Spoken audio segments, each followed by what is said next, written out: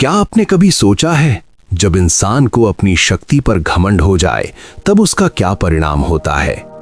महाभारत काल की बात है, जब भीम को लगने लगा था कि पूरे संसार में उससे अधिक बलवान कोई नहीं है। एक दिन वन में चलते हुए अचानक उनकी नजर एक वृद्ध वानर पर पड़ी, जिसकी पूंछ रास्ते को पूरी तरह रोके हुए थी। भीम ने तीखे स्वर में कहा, ए वानर, रास्ता छोड़ो, मुझे आगे बढ़ना है। वानर ने धीरे से आंखें खोली और मुस्कुराते हुए बोला, पुत्र, शरीर अब साथ नहीं देता। यदि तुम्हें जल्दी है तो मेरी पूंछ को खुद हटाकर निकल जाओ।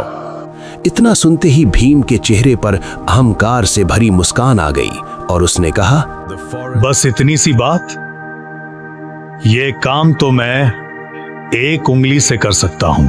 लेकिन जैसे ही उन्होंने पूंछ उठाने की कोशिश की, उनका चेहरा बदल गया।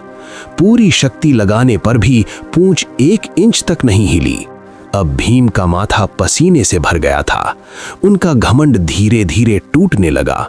वो घुटनों के बल बैठ गए और बोले, हे महापुरुष, आप कोई साधारण वानर नहीं हैं। कृपया अपना वास्तविक स्वरूप बताइए। तभी वानर ने अपना दिव्य रूप धारण किया। वो स्वयं पवन पुत्र हनुमान थे।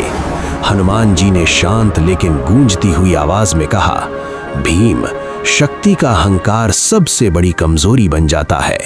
सच्चा वीर वही है जो अपनी शक्ति को विनम्रता के साथ धारण करे। ये सुनते ही भीम की आंखों में पश्चाताप भर आया।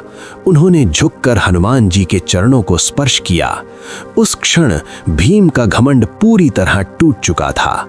तो याद रखिए, शक्ति आपको महान बनाती है, लेकिन विनम्रता आपको पूजनीय बनाती है।